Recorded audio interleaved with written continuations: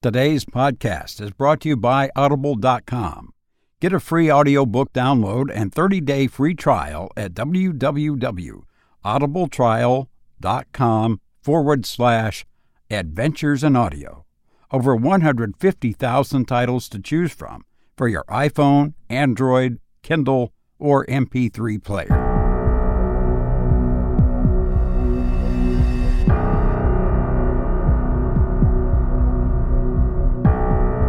Greetings, dear friends. I'm Robert Crandall, your host, and this is Adventures in Audio.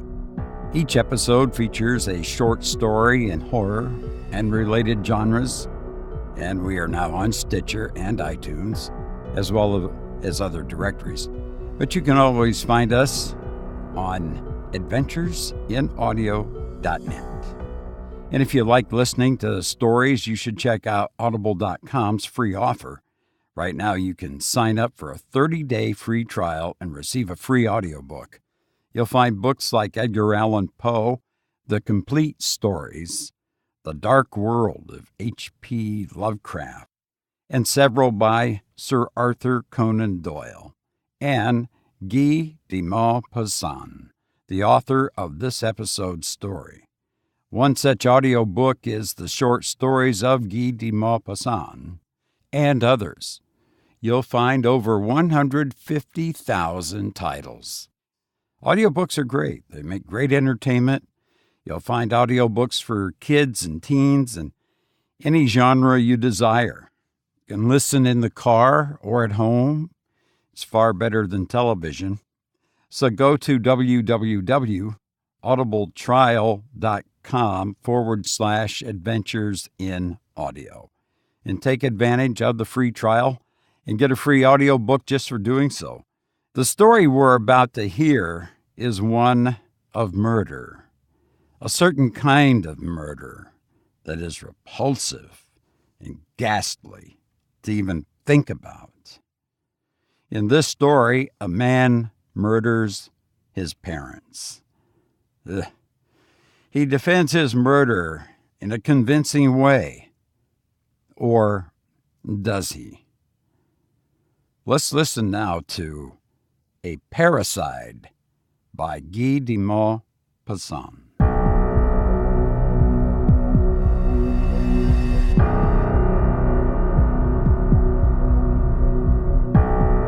The lawyer had presented a plea of insanity. How could anyone explain this strange crime otherwise?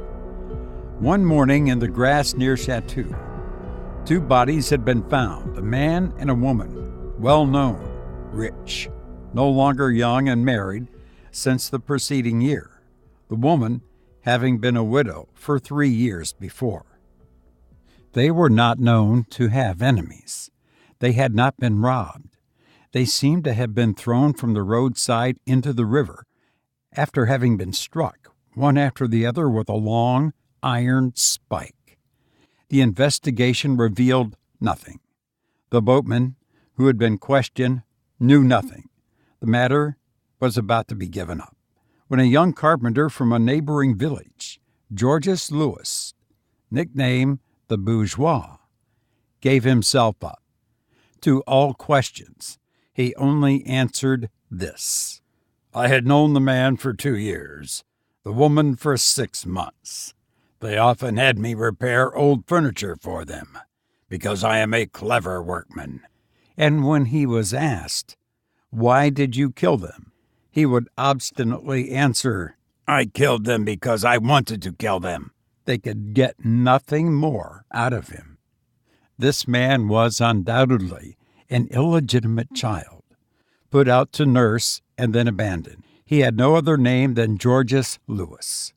But as on growing up, he became particularly intelligent, with the good taste and native refinement which his acquaintances did not have. He was nicknamed the Bourgeois, and he was never called otherwise. He had become remarkably clever in the trade of a carpenter, which he had taken up. He was also said to be a socialist fanatic, a believer in communistic and nihilistic doctrines, a great reader of bloodthirsty novels, and an influential political agitator and clever orator in the public meetings of workmen or of farmers. His lawyer had pleaded insanity. Indeed, how could one imagine that this workman should kill his best customers, rich and generous as he knew, who in 2 years had enabled him to earn 3,000 francs? His book showed it. Only one explanation could be offered: insanity. The fixed idea that the unclassed individual who wreaks vengeance on two bourgeois and all the bourgeoisie, and the lawyer made a clever allusion to this nickname of the bourgeois, given throughout the neighborhood to this poor wretch. He exclaimed, "Is this irony not enough to unbalance the mind of this poor wretch, who has neither father nor mother? He is an ardent Republican. What am I saying? He even belongs to the same political party, the members of which, formerly shot or exiled by the government, it now welcomes with open arms this party to which arson is a principal and murder an ordinary occurrence. These gloomy doctrines, now applauded in public meetings, have ruined this man. He has heard Republicans, even women, yes, women, ask for the blood of M. Gambetta and the blood of M. Greevy. His weakened mind gave way. He wanted blood, the blood of a bourgeois. It is not he whom you should condemn, gentlemen. It is the Commune." Everywhere could be heard murmurs of assent. Everyone felt that the lawyer had won his case. The prosecuting attorney did not oppose him. The presiding judge asked the accused the customary question, "Prisoner, is there anything that you wish to add to your defense?" The man stood up. He was a short, flaxen blonde with calm, clear, gray eyes. A strong, frank, sonorous voice came from this frail-looking boy, and at the first words quickly changed the opinion which had been formed of him. He spoke loud in a declamatory manner, but so distinctly that every word could be understood in the farthest corners of the big hall. "Your Honor, as I do not wish to go to an insane asylum, and as I even prefer death to that, I will tell everything. I killed this man and this woman because they were my parents. Now, listen and judge me. A woman, having given birth to a boy, sent him out somewhere to a nurse. Did she even know where her accomplice carried this innocent little being, condemned to eternal misery, to the shame of an illegitimate birth, to more than that, to death, since he was abandoned by the nurse, no longer receiving the monthly pension, might, as they often do, let him die of hunger and neglect. The woman who nursed me was honest, better, more noble, more of a mother than my own mother. She brought me up. She did wrong in doing her duty. It is more humane to let them die, these little wretches who are cast away in suburban villages just as garbage is thrown away. I grew up with the indistinct impression that I was carrying some burden of shame. One day the other children called me a bastard. They did not know the meaning of this word, which one of them had heard at home. I was also ignorant of its meaning, but I felt the sting all the same. I was, I may say, one of the cleverest boys in the school. I would have been a good man, Your Honor, perhaps a man of superior intellect, if my parents had not committed the crime of abandoning me. This crime was committed against me. I was the victim. They were the guilty ones. I was defenseless. They were pitiless. Their duty was to love me. They rejected me. I owed them life, But is life a boon? To me, at any rate, it was a misfortune. After their shameful desertion, I owed them only vengeance. They committed against me the most inhumane, the most infamous, and the most monstrous crime which can be committed against a human creature. A man who has been insulted strikes. A man who has been robbed takes back his own by force. A man who has been deceived, played upon, tortured, kills. A man who has been slapped kills. A man who has been dishonored kills. I have been robbed, deceived, tortured, morally slapped, dishonored. All this to a greater degree than those whose anger you excuse. I revenged myself. I killed. It was my legitimate right. I took their happy life in exchange for the terrible one which they had forced on me. You will call me parricide. Were these people my parents, for whom I was an abominable burden, a terror, an infamous shame, for whom my birth was a calamity, and my life a threat of disgrace? They sought a selfish pleasure. They got an unexpected child. They suppressed the child. My turn came to do the same for them. And yet, up to quite recently, I was ready to love them. As I have said, this man, my father, came to me for the first time 2 years ago. I suspected nothing. He ordered 2 pieces of furniture. I found out later on that under the seal of secrecy, naturally, he had sought information from the priest. He returned often. He gave me a lot of work and paid me well. Sometimes he would even talk to me of one thing or another. I felt a growing affection for him. At the beginning of this year, he brought with him his wife, my mother. When she entered, she was trembling, so that I thought her to be suffering from some nervous disease. Then she asked me for a seat and a glass of water. She said nothing. She looked around abstractedly at my work and only answered yes and no at random to all the questions which he had asked her. When she left, I thought her a little unbalanced. The following month they returned. She was calm, self-controlled. That day they chattered for a long time, and they left me a rather large order. I saw her 3 more times without suspecting anything. But one day she began to talk to me of my life, of my childhood, of my parents. I answered, "Madam, my parents were wretches who deserted me." Then she clutched at her heart and fell unconscious. I immediately thought, she is my mother. But I took care not to let her notice anything. I wished to observe her. I, in turn, sought out information about them. I learned that they had been married since last July, my mother having been a widow for only 3 years.